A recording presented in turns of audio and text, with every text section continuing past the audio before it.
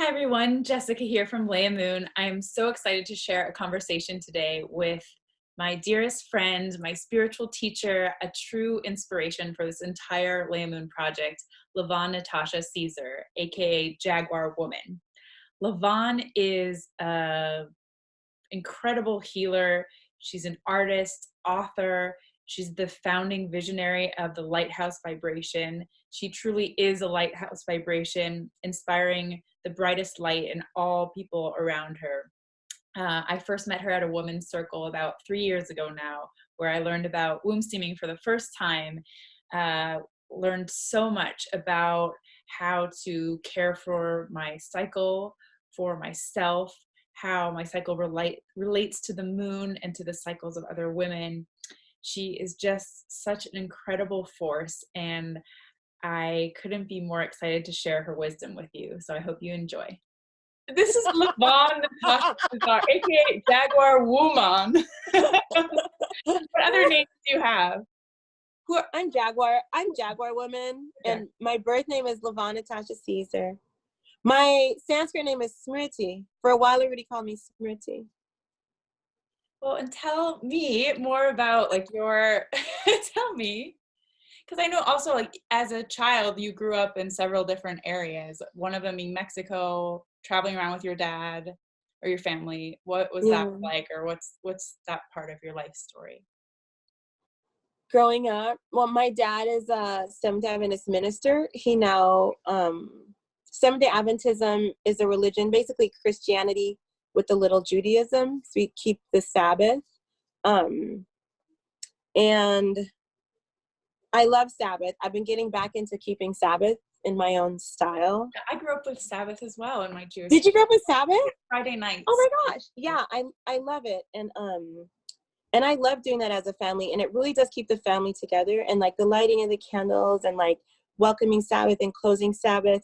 Yesterday I went to Sabbath meal with the whole family, and all my cousins are there, and it was I love that. Yeah. And then my getting on my own feet, I then you remember the ways of your childhood. Anyway, what was the question? My family, growing up with my family.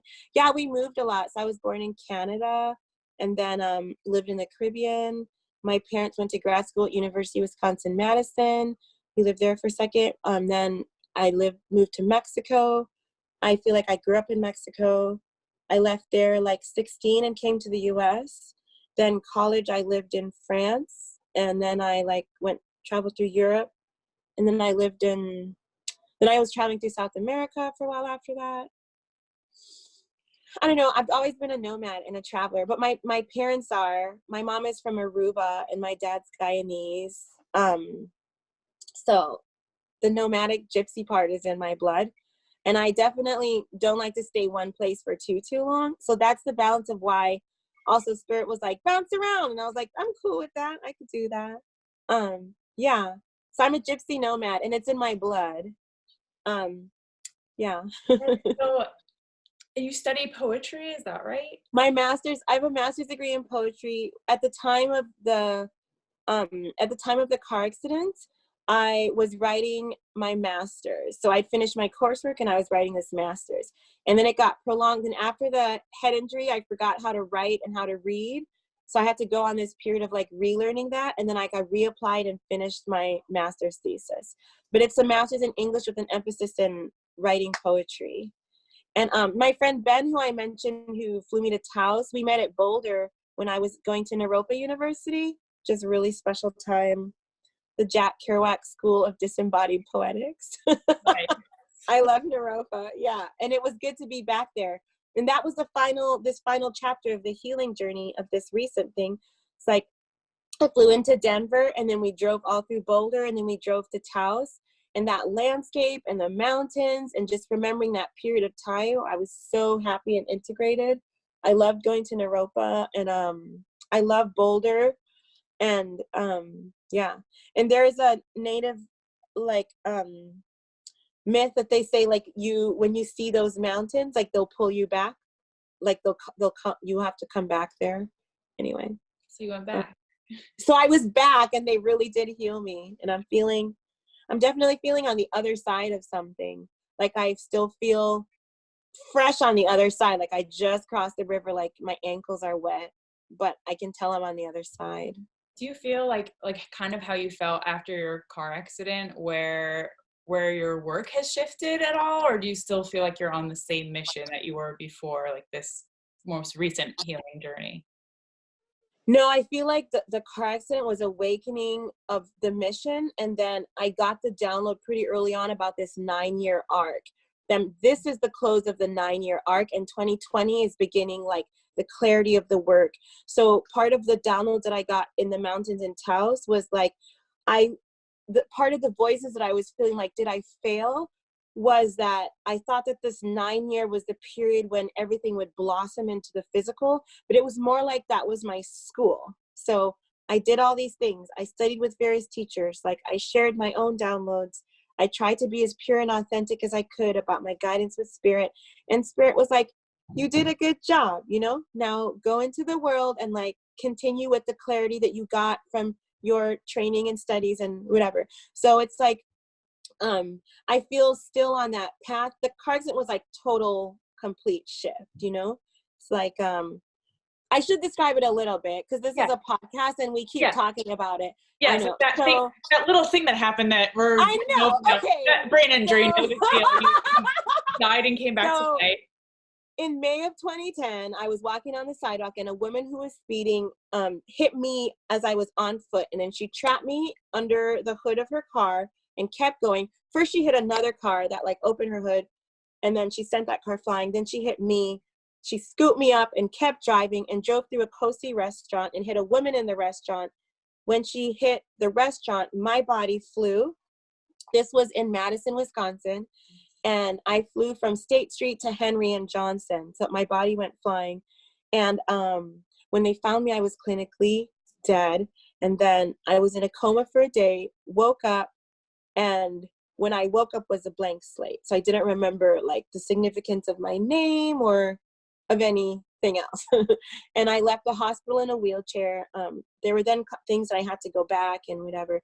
But that's what started this journey of like relearning, like walking, talking, reading, writing, and then more significantly, social interactions and like being in the body, like, and like the emotional side. So the diagnosis was a traumatic brain injury. My head split in 5 places over here. And then I had burns on my body from being trapped in the vehicle. But I didn't break any bones. And I flew really far. And the doctors would always comment on it. And one doctor was like, were you a yogi? And one doctor in Madison.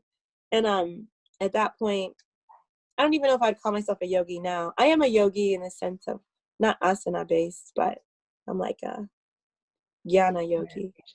Yeah.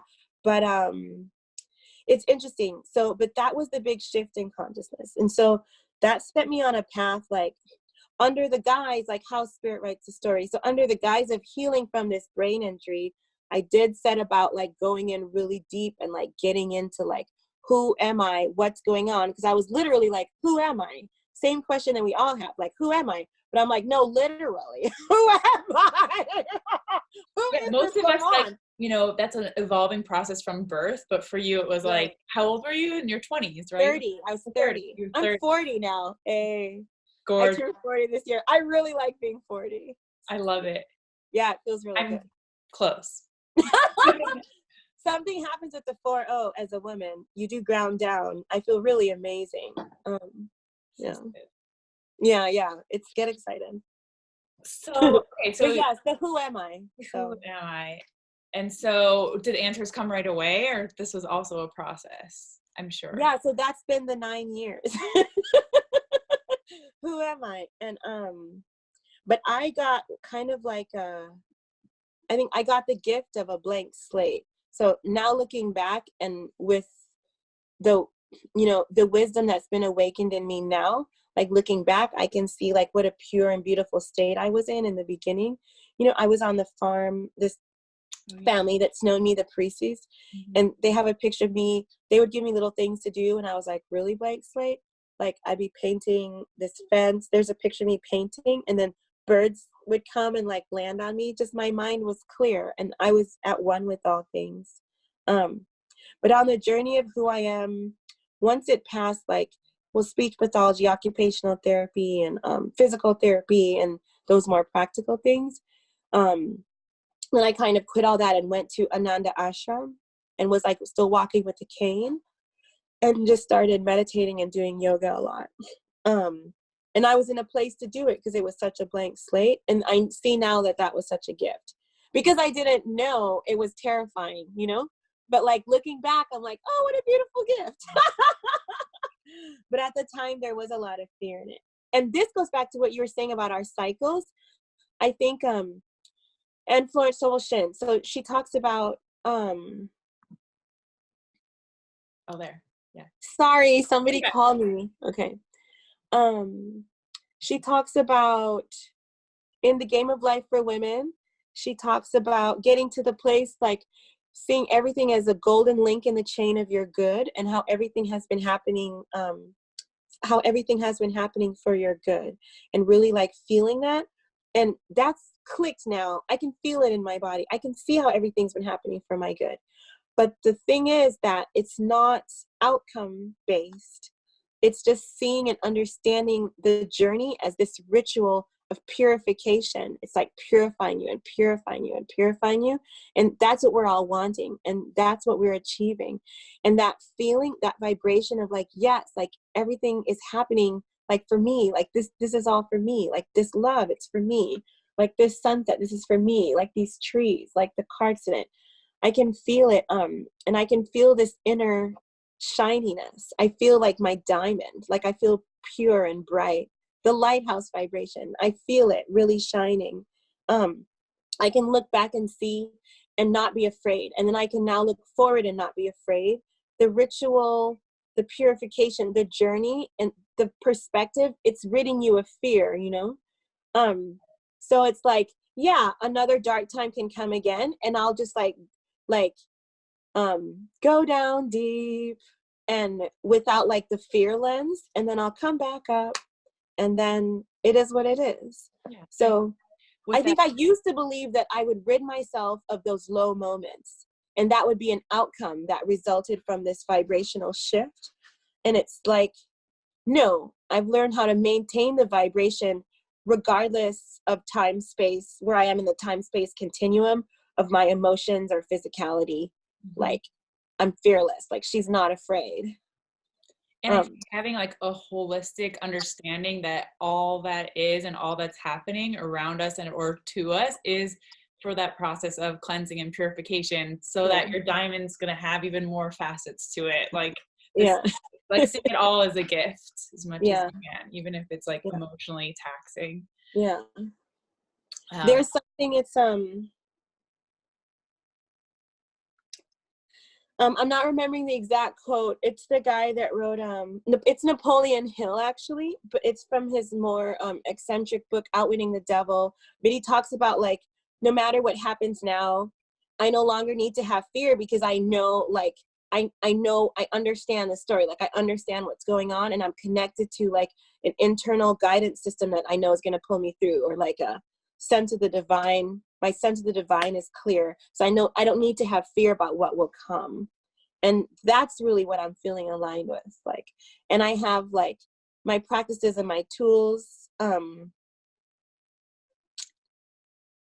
And like, and so your mission, or what it is that you're bringing to the world, or even to other women, is like that sense that you of self that you're learning, or the process that of relearning yourself, is how, like, in hosting women's circles, that's the wisdom that you're sharing with others. Yeah, I like how you say it. I love that. I love you. And that's how I saw you. So I met you 3 summers ago. I think it was on summer 2016. 2016, when you were hosting the Circle of Light. I had no idea what that was. At Maha Rose. At Maha Rose. But it was a women's circle, which even when I tell people like, oh, I met Lavana at a women's circle, I have to like unpack what a women's circle is. I'm like, it's a circle of women. Yeah, I mean, it was like just like a meetup on the solstice to celebrate life. It was in June. Yeah, it was on the solstice. But like, during that time when you were creating these monthly circles and theming them around whatever cosmic events were happening. Yeah. You with moon. Like what was your intention there? Like, was that something you really like sat down to create, or were you just kind of open to it writing itself and knew that if we gathered and had tea and sat and kind of passed the talking stick, that magic would inevitably happen? So what happened with the circles, how they began is, so I went on this journey of trying to get better. And then people who saw how badly I was and saw how I was shifting started asking me questions, mainly women in my life. Then after a while, I was like, let me try to talk to a lot of you on the phone at the same time. And then I started doing something just because I was answering similar questions and people were coming to me. So I thought, like, let's do something over the phone. And then I would have like a group phone call. And then we would do this phone call. And then I started saying, like, let's meet. And anytime somebody meets, I'm going to make them tea. So I'd be like, well, you can all come to me. They would come to me and I'd make them tea. And I think I more just noticed it was just a way to like, everyone was asking me the same thing. So I thought, let's bring it all together and do something. Maha Rose was something where through the Maha connection, it became something like more, like really very tangible, but I always called it the circle of light. When I did the work with the medicine man, I saw like this circle of light. The circle of lights came around his head. I did prayer ceremony. I tied my prayer knots and the circle of light came over his head. The circle of light came over mine. And then they said, you are the lighthouse vibration. Where you go, like you raise the vibration of the house. And you are this house of light. And this circle of light came. And another time when I was in Vipassana in Australia, I had like a download. I saw like all these different women's, like our wombs, like the circle of light also. And like all of them like connected all around the globe, like these circles of light. And them like the lights connecting in this like intricate like flower of life kind of symbol. And I was like, it's the womb, it's the circle of light. I don't know. I do know, but so I think I was carrying that download really strong. And I always just get like really clear. I get the downloads really clear. That's been the struggle of like being in the physical. That's what's manifested more as a challenge of being in the physical. But like the spiritual download of what I'm doing always comes in really clear. And so I knew that like womb holders needed to be in the same space at the same time at certain times. And that like we could get work done on a big level together in that way. Yeah, and that certainly happened. I feel like everyone I met in that space with you there as our guide, like went on to then become like their own lighthouse in their community or whatever. Yeah, all of like the original Maha Rose group. Y'all are all so magical. It's beautiful. And I love I'm connected to all of you still. It's nice. That's really nice. And because at the end of the circle, I remember you introducing us to vaginal steaming, and I had never heard of it before you spoke of it. So at what point, like, did you learn about vaginal steaming, and at what point did you realize that was going to be something that you passed on to the women in the circle?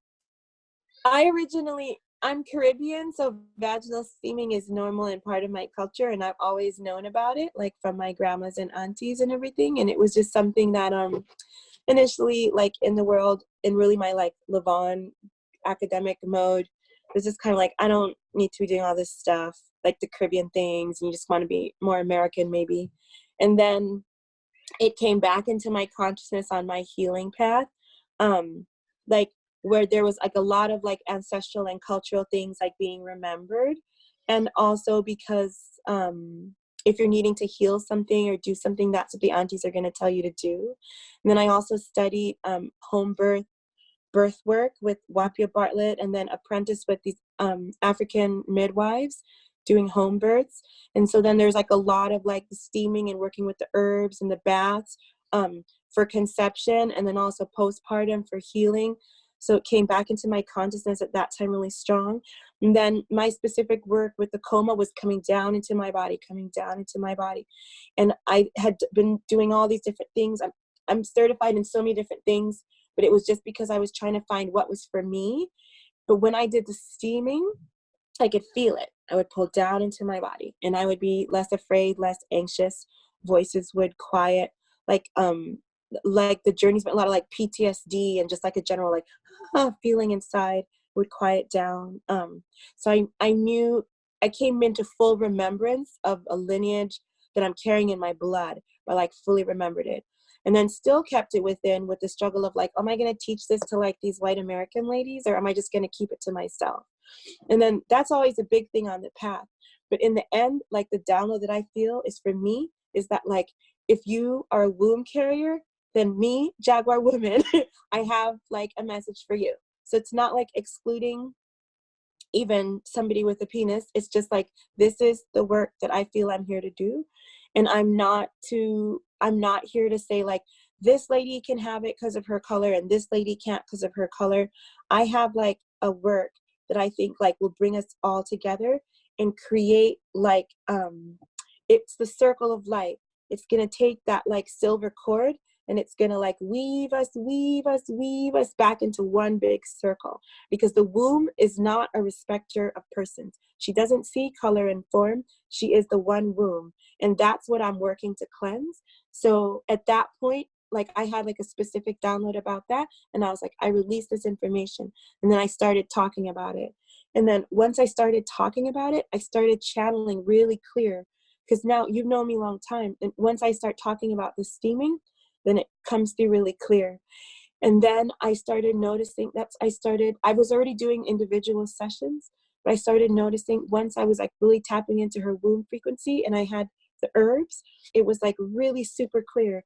And I would see like the plants like around her head, almost like a flower crown, but I would see the plants really clear.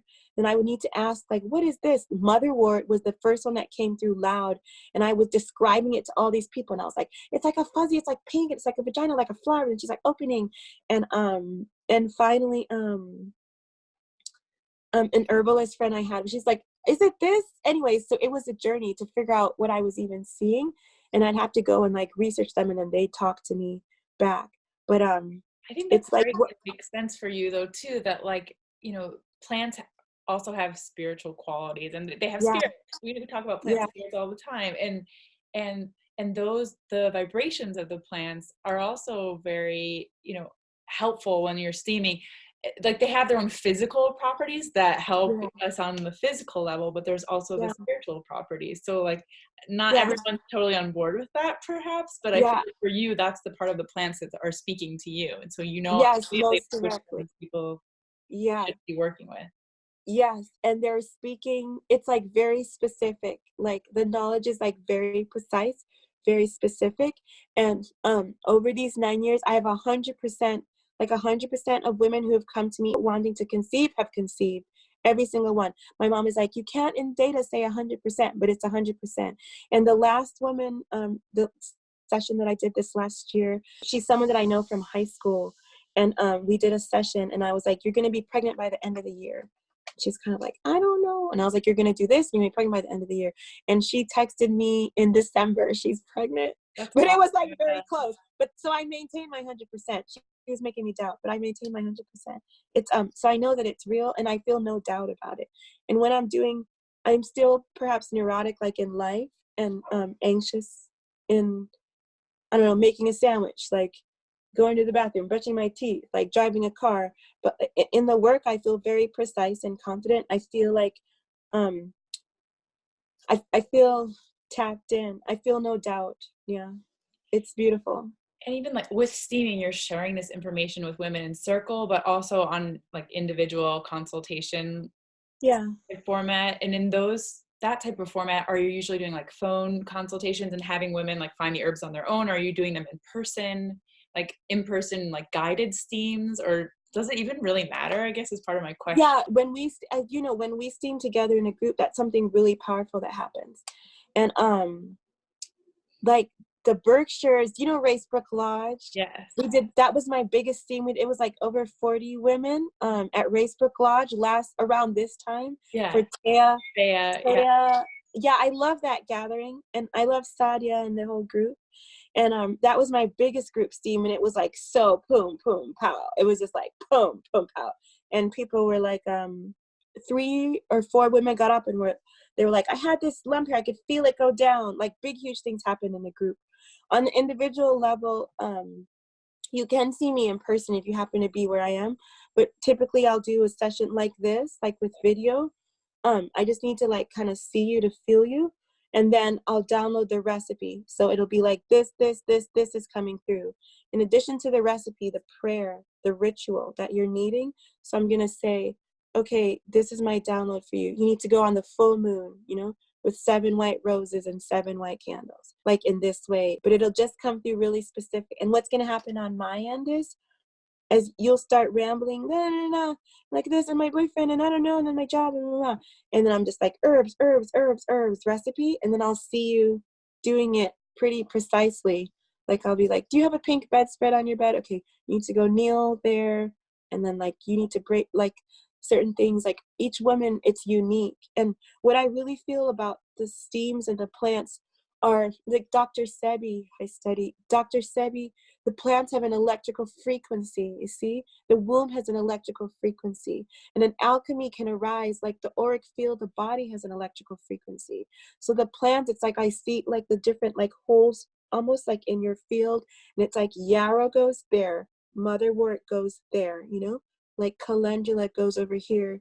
It's like a formula, and it can come together, and it like sutures everything. And then this like happens. It's a wholeness. Do you feel me? Yes. Okay.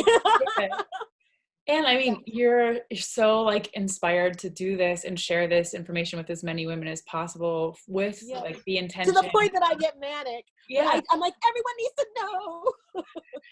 But it's awesome that the bigger message too is still about like elevating womb consciousness, which is more of like a universal voice that's been seemingly repressed for such a long time. And there's like this great liberation that's happening slowly. And I feel like so many women are craving that feeling. And even thinking of your history as like a poet, I love, because I feel like you speak about it in such metaphorical way of like the act of sitting on our thrones, like with our feet on the ground, working with plants as women and opening ourselves like completely to the waters, like to the fertile juices that are it is get like moist.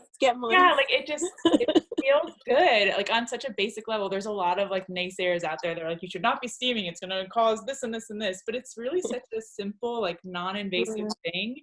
And if it feels bad and like it's doing something wrong for us as individuals, then we're sovereign enough to say for ourselves, oh, I shouldn't be doing this. But I think most women that like really everyone should do it and give it a try, like there's really not, you're gonna love it. Is how I feel about it, which is what you said, I think, in our first circle towards the end. You're describing vaginal steaming. Like Stephanie was there. Certain people knew exactly what you're talking about. I was like in the new person camp at that time.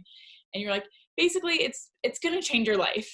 And when you said that, I was like, okay, like I'm down. If she's saying that, I'm kind of like game for change right now. That's why I moved to New York City, is just like trying it all and testing it all out and figuring what's sticking and what's like helping to elevate, or even just to release like these pieces of myself that were like hyper stressed out.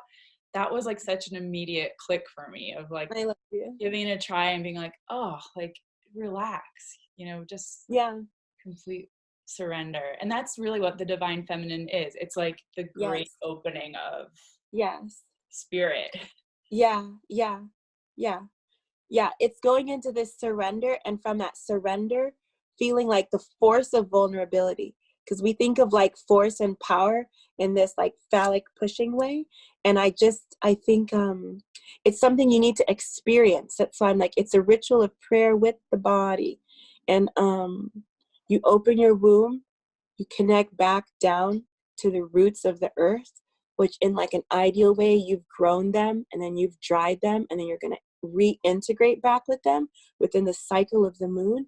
And we all sync up.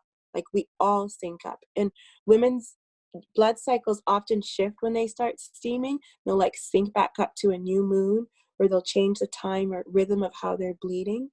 It's the original download of the circle of light, you know? We all sync back up.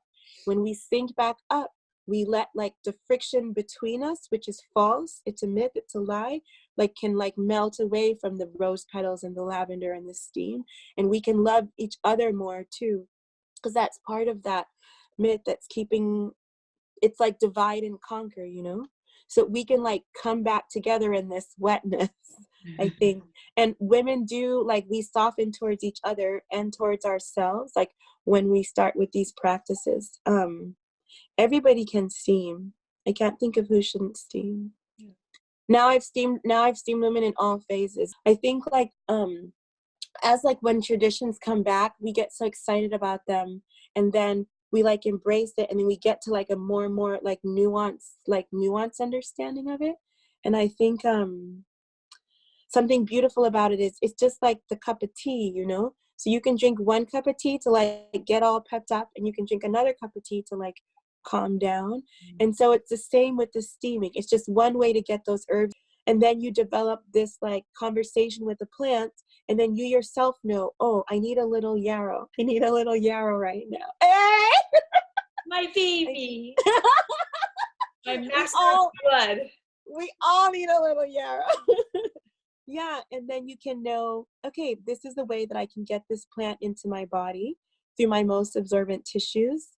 And then you develop your own relationship with the plants, and you're like, okay, today's a calendula mugwort day, you know? Okay, like today, this month I need this. Yeah, and just understanding that it's a practice, not like a one-time pill that you pop, although you can do like one steam and get pregnant. I do have a couple of those. Do you think like, because steaming as a ritual, like that's connected to the moon cycle, or you know, or your internal menstrual cycle, which eventually kind of become one and the same, let's say. Yeah. Like, is there, in your opinion, like too much steaming or too little steaming, or is it more beneficial to make it more regular in terms of where it falls within like a 28-day cycle? Yeah, because the woman is nothing in life is linear, and specifically the woman's body. Like anything that is ritual done in rhythm it's going to create the potency and the power, you know? So I always say good start off is like 3 days after you bleed, but then as you more in a more nuanced way, and then the uniqueness, there's like will be a specific time and way that each woman should steam. Like in my work, it's going to come out like in a really ritualistic way, where I'm going to say like it's going to be like on your birthday to cleanse the lineage with your mom, or at the full moon, like by the edge of the water, if you can, like the download will come really clear. Or in terms of birth, like when you're ovulating, steamed, and like have sex with the lavender still all like fresh in your vagina, and everything will catch, and then you'll conceive. So there'll be like specific times in that way. Definitely with anything you can overdo it. That's our like Western tendency. And the balance of that is like keeping things in a ritualistic rhythm. But anything for the woman is done cyclically to create the potency, because it's like the time is like this, not like this. You know what I mean? Yeah. So you want to do it like this, and it's creating a stronger, it's creating a stronger rhythm than when you try to do it like this. You get excited and you're like, I'm just going to steam 7 days in a row. I mean, you don't want to do anything that much. Mm-hmm. What about like personal practice for you? Because even going through like what, you know, your journey the last month, I guess, of becoming really ill, or having the last year be like super magical, hyper magic, back to back, and then having the lesson like, oh, I need to have some more like boundaries around my body, and like, and having more like self-care. Even though spirit was sort of testing you and saying, what if I just consume all of your time around that? Like, I know, they just had me like a rag doll. Like my shaman was like, tell them no. But were you steaming during this time, or did you just even lose that practice altogether? And are you coming back to it now and reconnecting with your body in a different way? Oh no, girl, I always am steaming. Yeah. But you know, I'm all about the authenticity. Like if I'm not steaming, I won't teach. Yeah. If I'm not steaming, I won't do sessions. Or just and maybe I can chill out with that, but I'm really disciplined on myself in that way, because I feel like as a teacher, it's really easy once you start like with the outgoing of something. It is a challenge to then balance it with like pulling it back in, like pushing it out, pulling it back in. But I do feel that's something I feel really strongly about. So I've always been steaming, but I definitely have periods where I'll feel like I get into like I'll just go in, like I'll feel the agony. I don't run from what I feel, you know me. So I'll feel it all the way to the bottom, and maybe that's my style. But like I do go into place where I'm just like spirit, like I just go there, and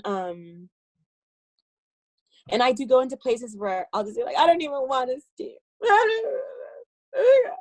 But it'll last for a while, then I'll do it. Because once I do it, it'll break. It'll like, oh, you know how it is. It'll open up the energy, and then I'll hear the answers coming through. But you know, sometimes you get in a funk and you don't even want the answer yet, because you just want to still be in a funk for one more day. And then like, no, Revel in your misery. You don't answer any of my prayers. And I'm like, ancestors. And then they'll be like, see, my child. And then yeah. But I try to be disciplined. This is my sabbatical year, and then I'm still doing things, but I'm really being disciplined about focusing on pulling my energy in. So even silent retreat, so it's like I'm making my choices, but it's like from a way that I know I can maintain like this, like keeping my energy flowing in. But something I try to be really disciplined about is if I'm not feeling aligned, to not speak from that place. So if I'm moving through something, I'll like really go out of commission and like go into the cocoon and like process. I don't like feel like, but you know me also, like I don't have a strong internal thing that's like produce. I really just am like very in my flow. Mm-hmm. So if I'm processing something, I'm going to wait till I get the clarity on it. When I get the clarity, then I'll share it. Then I'll come back, I'll come out of the cave, and then I'll teach, and then I'll go back in the cave.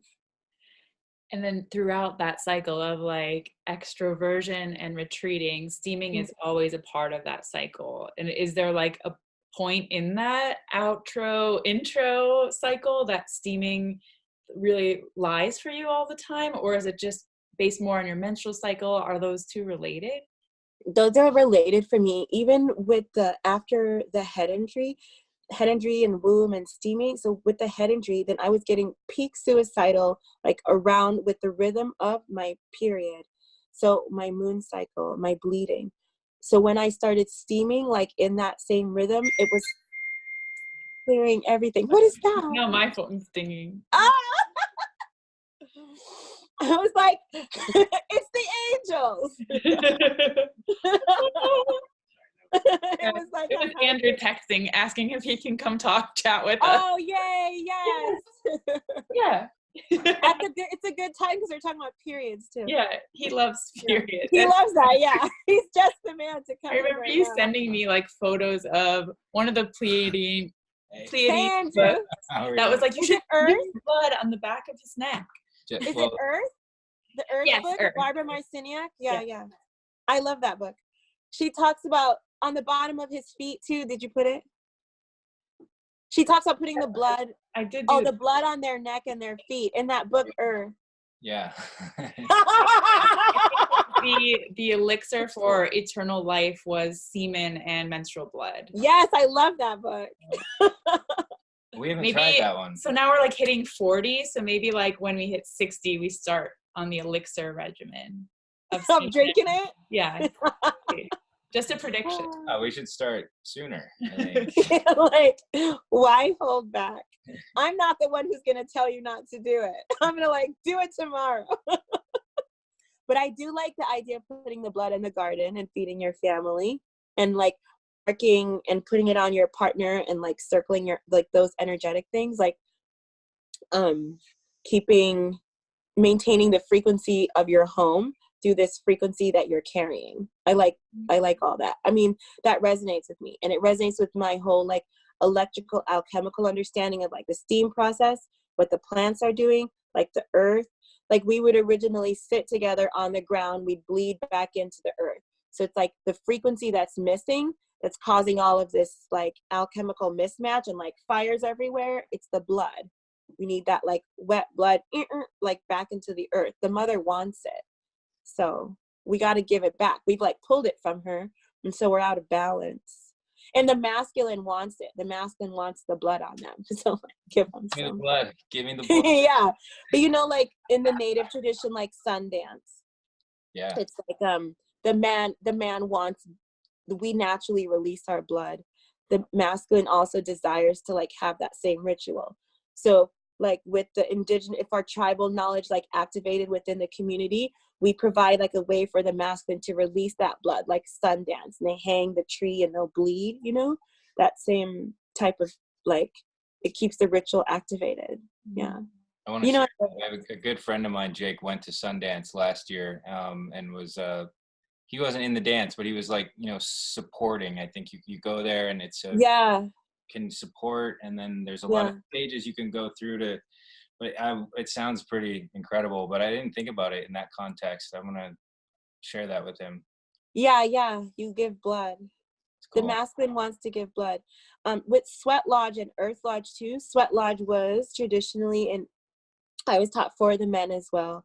They want to like, because we have the natural release, it's like rituals to create like a release for the masculine. So then they're in the sweat, like their fluids are coming out of their body and like going into the ground, right? And the women would be in the Earth Lodge, like bleeding into the ground. And the men would be in the Sweat Lodge, like releasing their fluids and their prayer into the ground. So our prayer goes into the ground, their prayers go into the ground. And like we create that balance, you know? But that ties to the steaming as a ritual of prayer with the body, you know, and yogic knowledge of like movement with the body is true knowledge. Like the only true knowledge we have is experiential, like direct experience with the body. That's why one of the branches of yoga is asana. You move with the body and then you understand what you've been meditating about. So it's the same like with the steaming. You like squat down with your body, you know, you like squat down into the movement, you have the experience, and then you understand in a way that's beyond like a scientific data or conversational exchange or something that you want to proselytize or defend. You just feel it in your body because you like made that prayer with your body. And that experiential knowledge is something that nobody can then argue with you about it. You're like, I did it, it happened. As a mother, you've given birth. That's like an experiential knowledge that you have. Nobody will tell you like what that was. It was what it was, like you felt it, like you went on the journey with the body. And I think any opportunity that we have to like really have those moments of like unification of like the spiritual and the physical, that's when we create like potent power like within ourselves. Because when we can sink into the vibration of like, this is knowledge that I have in my body, nobody can argue with me about it. Like, and I don't need to tell you, it's just sitting in here inside me and it's activated. Those are the times that we, even in the spirals of going down low, we can, that's what keeps us strong. We hold on to it, I think. Yeah. Do you feel me? Yes. Yeah. And that's what I think that steaming can do as a woman. And I used to talk about like, now I'm more like, everybody talk about it, but I used to be like, and how I was taught in really Caribbean is like, you just like, you do your thing, you don't like talk about it. It's just like your quiet little like secret time, that your secret time is you have, you know, that you like really go within, you like focus on your prayers and you like birth them out. Yeah. When you just keeping things like within us is potent too. Yeah. I'm curious, when you were learning or training more as a birth and postpartum doula, you learned about steaming during your training then? When I studied with them, when I was apprenticing with the midwives, like Ashay, they just do it a lot. I learned about steaming like growing up, just being Caribbean. Right. And then it came back into my world with, or when I was working with the midwives and going to different homes and like doing births, there's a lot of like, because the American way is like you don't get into the water right after the birth, but the Caribbean African way is like you'll have a bath right after with like herbs to like close you up. You'll also put some herbs on the baby and you'll steam pretty soon afterwards. with some herbs to like close you. And then you'll also steam in the beginning to open you. But all of those things, I think in the Western tradition, you don't get in the water for some weeks after baby. And you also wouldn't steam when pregnant. Women, I was talking about when you're bleeding, period cycles. So you can steam as you're bleeding with some really soothing flowers.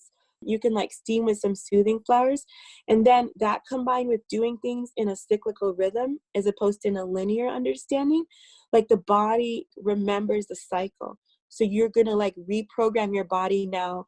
So you're going to reprogram it and add like a dash of calendula. And it's like, oh, I get like calendula every time when I breathe. Does that make sense?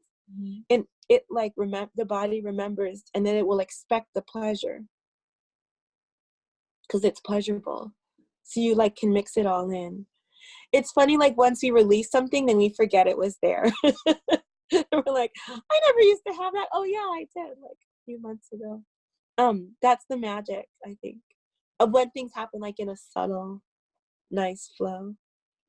Anyway, yeah. Do you have specific questions? Hi, Andrew. Hey. Yes, Andrew's here. My favorite Cool. man. No, it's great. I love listening to you speak on this. I'm just so glad that we got an opportunity to connect with you and do this right here, right now. I mean, I was putting Yarrow to bed, so I missed a lot of what you guys were talking about. She's in a nap right now. But we were talking about Yarrow. Yeah, we were actually. She's everyone needs to work with her. Everyone needs Yarrow. Well, it's really just great to hear you. I love just hearing you speak about steaming. You know, it's like been so long since Jessica first met you and came to your workshop, and it's like we've been on this crazy journey ever since then, doing our sort of thing with it, and it's been a really big, unique, interesting learning experience for me as a man. Like my life pretty much revolves around vaginal steaming. I'm just kind of, yeah, I mean, I'm in the background of like what we're doing with our business, but it's been incredible for me to just learn so much about like how many different ways and how rich this tradition is, how global it is, how much of like a birthright it is for all women everywhere. And the more I learned about it, the more that I believed in it as a process and as something that is the right that every woman has to experience with her own body. And it's just like what you're saying, this experiential knowledge.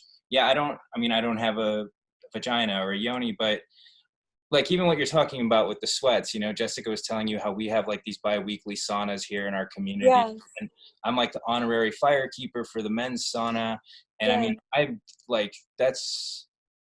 know exactly what you're talking about, you know, because I've done sweat lodges too. This isn't a sweat lodge per se, but it's, I mean, the physicality of it and the connection to spirit. And it's a mini sweat lodge down there. It is a mini sweat lodge. And it's like one of the most important like grounding rituals in my life. And I mean, I never miss the sauna. I'm always there. It's so important for me. It's just part of who I am. And I do feel like there is this connection between that and steaming and the alchemical nature of it. Yeah. And you have herbs in there, probably. Do you have herbs in the sauna? Well, we do essential oils. That's the plants. Beautiful. Yeah. Lavender, cedar, eucalyptus. Yeah. And so we always do some different kind of essential oils when we're in there. And then there's a whole other thing with cold exposure and this and that, because we just water too, and like so we kind of combine those things.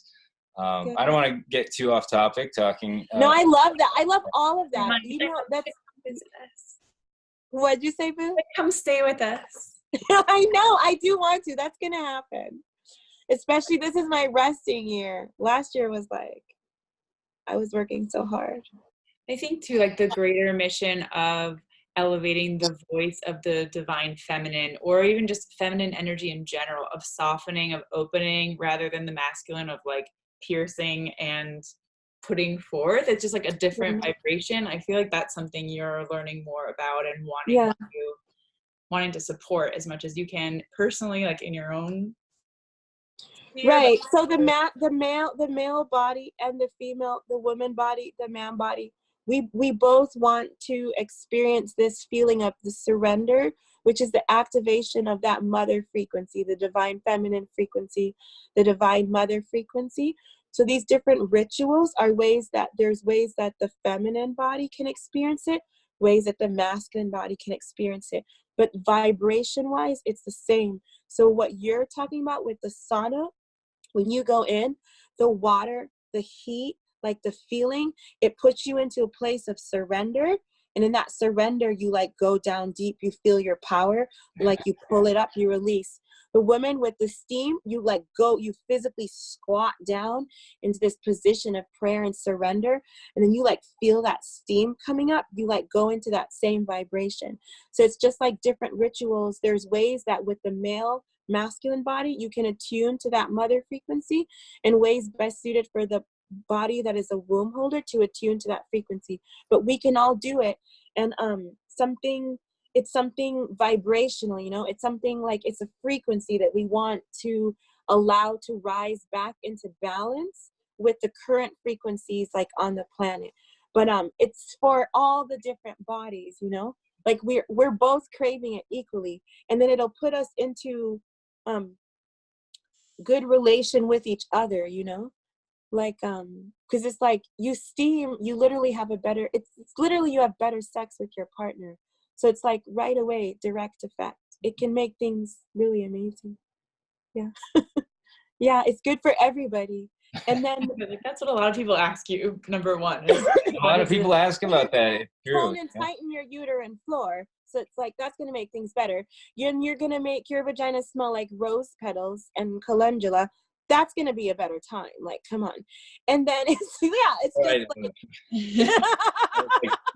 that's what everybody wants. And then you're going to put like your frequency into like that fertile, like receiving state. So like on a vibratory level, and because sex is like predominantly energetic, you like move into the space that we should be at anyways when we're going to be getting into that energy with our partner. I think as a woman, that's how I feel. Mm-hmm. Or like there's always a partner holding the feminine frequency and one holding the masculine frequency, even if you're in a same-sex relationship. It's like vibrational. So you want, like, there needs to be, in order for like sex to happen, there needs to be one partner receiving and one giving, because that's what it is a description of. So it's like, if you're in receiving, get into your receiving, like do your thing, like get into your role. That's what I always say in session. Yeah. Like go all the way in and make it magical. Because the mother path is also the beauty way, you know? And I'm really big on that also. Like making everything beautiful. I'm sure there's other ways we could activate this frequency, but like, why not with like rose petals and like lavender and like calendula and just like beauty all around? Like why, we just look at nature. Like why should the sun like come into the day with just like a rainbow of like colors in the sky and like pinks and oranges and blues, like just for beauty? Like that's it, just for beauty. Yeah. That's the mother vibration. Yeah, beauty. I don't know how much longer we can keep you on the phone, but I want you to be I know, I love looking at you both. I want to give you the opportunity to talk about like your next retreat and how people can connect with you. Oh, yeah. I wish you could all come with Yarrow. So this is something, it's open. Anyone can come, men and women and everything in between, like all ages, all genders, all everything. And we're going to be in silence. So I've gotten a lot of questions about the silence. It's like appealing and intimidating at the same time. But it's it's February 28 to March 4. And it's on the coast of Oaxaca in Mazunte, Mexico. It's Maharos South, their Mexico location. And there's going to be 3 days of pure silence, but I'm going to talk you into it, and we're going to like lead you out of it. I'm really feeling silence right now. Like it's a very potent form of that like sensual, receiving, tender, but strong birthing energy. Like when you go in with an agreement in a ritualistic way into a state of silence and like clear, like the frequency of your mind, and then being next to the ocean water, and where we are, you just hear like that shh, shh sound of the ocean all the time. My invitation is to like come and like just get into this frequency with me, and like let that water like wash out the voices and the anxieties and the doubts and the fears and like the things that aren't true, so that like the truth that we're carrying can like rise up into our consciousness and we can birth it in that way. But I'm really calling in like birthing, like it's an orgasmic birthing of like a certain vibrational awareness, but like coming in like in the beauty way, So February 28th to March 4 or 5, Maha Rose South. And it's on my link in my Instagram bio or on Maha Rose, their website and that. And I love Maha. Maha is where we met. It's what brought us together. Yeah. And I have a long relationship with them. And we've been through a lot together and have like a lot of like really healing conversations. And like I've grown a lot with them, and I respect and love that space. And I love Mexico, having grown up there. And so it's like a lot of things that I love all together. And I've done a few Vipassana retreats, like 10 days of silence. They really changed me and affected me. I've done maybe 4 or 5. And they're really potent and powerful. I'm not making us do 10 days. We'll just do 3, but just to like catch the feeling. And I would like for there to be men there. I'm calling in some men. I want to be silent with some men too, because I think that silence is a way that the masculine can really feel that vibration that I'm talking about. And it's also, I want to experiment with just putting forth the frequency without so much talking, because I think I can do it. I know. Yeah, it'll just arise from within, and then it's less anytime my body gets involved, then there's like an element that has to be stripped away for your pure awareness to rise up, you know? So I feel like just like we can experientially be with each other, and like it's like what you're wanting to know will rise up from within. Anyway, does that make sense? Sounds amazing. I know. Yeah. We want to go. Yeah. I want all 3 of you to come. I know. We'll do something together. Silence is golden, and we love it. Like where we live right now is actually this historically, like, I don't know if you guys talked about this, but it's the Quakers lived here, and we learned about the Quaker history, and you know, they're all about silence. They're all about silence. Yes. You know? It's so quiet here where we live, and I mean, like, I know exactly what you're talking about in terms of grounding masculine energy and silence, and seeing what arises from that. I mean, there's nothing I love more, actually. It's really that's Andrew's coming. Andrew's coming. Yarrow and I will stay behind. Even having a birth experience in a quiet environment, I was not quiet. I was quite loud, but for me, like, my nature is definitely more in like the quieter space. So it was really like. But then you can be loud and powerful. I love you. Yeah, I felt so comfortable, almost like so held by the quiet around me that I could roar as big as I needed to and open as big as I needed to allow for a really powerful birth. So it was beautiful. Really special. Oh, that's beautiful. Can you tell her more about Yarrow's birth? No, not really. Do you want to know? I do. We've only talked about it before, and then I've in the call, in the pictures. I want to hear everything. Oh my God, it was so amazing. I'll just chime in and say that, you know, we went on this whole cycle of figuring out how we were going to do the birth. It was totally led by Jessica, and I was just, you know, there trying to be as supportive as I could the whole time. We definitely started out like planning to have a hospital birth. We first went to a birthing center in Connecticut. Then we went to an OBGYN at a hospital like in New York, and then saw another OB in Connecticut that was terrible. And we were like sticking with this hospital for a while. Then eventually Jessica decided to switch to the midwife care at the hospital. Then we met with our doula here, Jenny Howe, who's amazing. She's the one that set up this baby Botanica Center. Wow.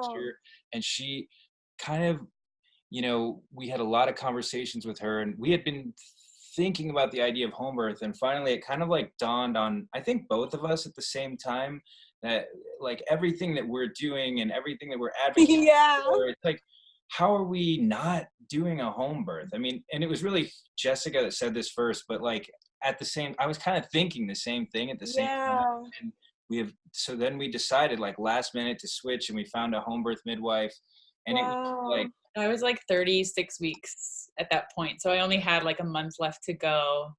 Wow. But, you know, I think part of it too is like feeling really confident that this is very normal to birth. Right. All of us came through in the same way. Of course, Right. there's like a risk in birth in terms of like it being a hyper physical, dramatic experience. Right. But, you know, the hospital is there for emergent purposes and Right. purposes, and if we needed to use it for that reason, we would. But How did you find your midwife?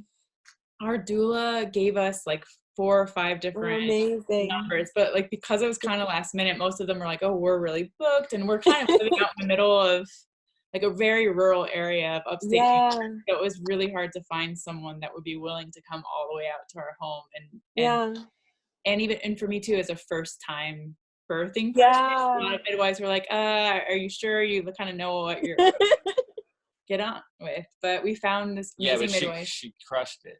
Wow, beautiful. I love you. This is so we found this midwife, Susan. She's based in Newburgh, New York, so she's like an hour away, but she's delivered over like, I think she said 1,300 babies. Wow. So she was like totally on board, and the way that it happened, like it wouldn't have been possible for us to have this kind of birth in a hospital, like not in a million years, you know, like the way that she handled it, what Jessica was able to do with our doula, and just going through just like freedom of movement, freedom of sound. I just feel like in a hospital environment that would have I can't imagine you having a birth also either of you like in any other way. So that's what's so funny about life. Like we just have to go through the journey, but this seems like the only way. I can't even imagine you in a hospital like strapped down to a bed with your legs up. That's sort of what made me switch, because I realized I was watching obsessively all these birth videos, like really raw, like very like full frontal birth videos. I love watching them and seeing all the guts and gore that go along with it, and being really inspired by that. And then I was like, maybe I should watch a hospital birth, because all the videos I'm watching were certainly not things happening in a hospital. And I just watched a YouTube video of like a woman with the hospital gown on, with the staff around her, like fully, you know, in their hazmat. And the fluorescent lights. Yeah, and I was like, that's not gonna be okay for me. I mean, part of like vaginal steaming kind of also reinforces that concept of grounding down and opening and surrendering. And environment is really important for feeling like free enough to let yourself go to the depths that you need to go to be able to or release anything, an idea, whatever it is. So that's why I was like, okay, this is not gonna happen here. And I mean, and then Yarrow was in there like, I'm coming into the house. I trusted her completely. For whatever reason, I felt like her spirit so strongly, just being like, I know what I'm doing. Like, what are you doing? I love her. Like, show up with me kind of thing. And beautiful. And I guess I didn't really hear that as strongly towards the beginning of my pregnancy, but towards the end, you know, even being over 35, the OBs are telling me, oh, you're a high risk pregnancy. I know, it's ridiculous. So I was sort of like taking that seriously and saying, okay, cool. I'll whatever like medical technology I need around me, because I'm old. But I felt awesome. Like I felt the most powerful I've ever felt, the most like confident I've ever felt while pregnant. And so while we're getting, you look so good too. And I love you talking about it. And I felt then, like, coupled with Yarrow's energy in my womb, I was do this. We have the right support around us, including my husband, to be able to do it. Or even like our home here in like this Quaker forest. Right. Even the land. Yeah. Our house was And built. you know what's magical? It's like you'd both made all the decisions. Like you'd already created the perfect environment for what you would need in that future moment. Like you decided to like move out of the city to that space. Like you were in, like you'd already set everything into place. That's really magical and powerful. And so then by the time Yarrow that set it I all kind up of feel like from it was the start. baby. I know that Being too. like, what are you guys doing over here? I'm gonna start a fire. Remember, we had a fire in our apartment. Yes, I remember vividly. That was Yarrow. She's been around for a while, I think. And then I had a dream, like a week and a half before the birth. I had a dream that it was going to be an end call birth, like in the bubble. Wow. That's how she came out. It was like, oh yeah, totally unbelievable. Yeah. I mean, basically, when I started pushing, it looked like a little water balloon emerging. So it would be, I sent you the photo of my. Yes, I have the photo. I love it. Yeah. Waking up from her nap, I gotta go take care of her. Oh, okay. I love you, Andrew. Love you too. I love you so much. Good to Thank see you for doing this interview with us. Yes. Thank you for introducing us to the beautiful world of vaginal steaming and everything that it has to offer and doing all that you do. You're an amazing human and we love you. And thank you. I love you, and I'm gonna see you soon. It's been too long. Yeah. I love you both. Yeah, a quiet year, like, and we're not that far away. I don't know. No, I'm coming through. Okay. Yeah, I can drive to you. Come hang.